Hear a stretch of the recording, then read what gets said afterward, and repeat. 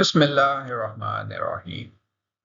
آئیے آج سورۃ الناس کے الفاظ کو لفظ بہ لفظ اردو اور انگلش میں اس کے معنی سمجھتے ہیں۔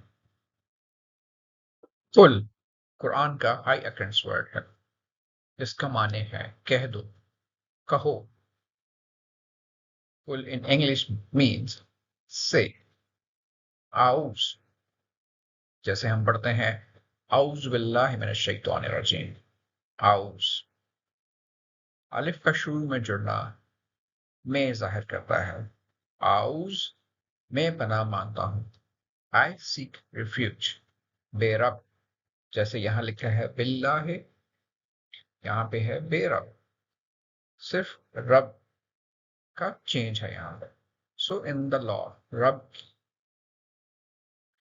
قل اعوذ برب الناس، ناس کہتے ہیں مین کائنڈ، اردو میں ہم کہیں گے انسانوں۔ قل اعوذ برب الناس، کہہ دو میں پناہ مانگتا ہوں رب کے، انسانوں کے۔ Say I seek refuge in the Lord of mankind۔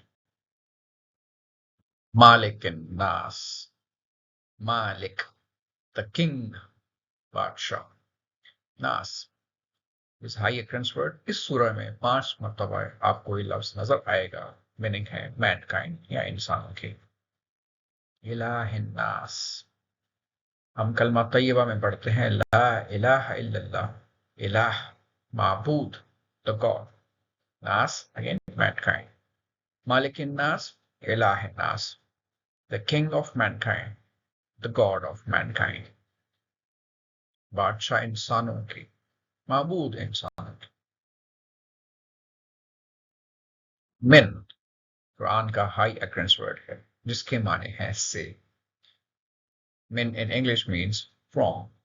شر، شر اسی شکل میں ہم اس لفظ کو اردو میں استعمال کرتے ہیں انہی معنوں کے لیے، شر۔ انگلش میں اس کا معنی ہے the evil۔ من شر، from the evil، شر سے۔ وسواس الخناس، اس کلر کوڈ کو دیکھیں، وسواس، اردو میں وسوسہ ڈالنے والا۔ In English it means of the whisperer،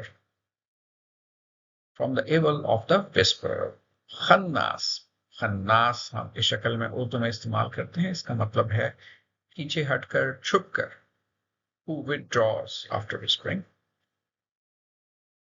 شر سے وسوسہ ڈالنے والے کے جو پیچھے ہٹ جاتا ہے، یعنی مراد شیطان، وہ وسوسے ڈالنے والا جو اللہ کے ذکر سے پیچھے ہٹ جاتا ہے۔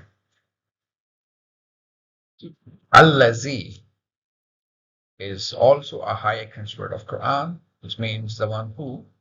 اردو میں الذی جو، یوسوسو، یہ وہی وسوسہ، اور اس سے پہلے اس چیز کا استعمال یا کا استعمال اس کو وہ ظاہر کرنے کے لیے ہے، وہ جو وسوسے ڈالتا ہے، the one who whispers۔ الذی یوسوسو، فی کہتے ہیں ان میں، صدور الناس، فی صدور الناس، in the hearts، in the chest، سینوں میں انسانوں کے، جو انسانوں کے سینوں میں وسوسہ ڈالتا ہے۔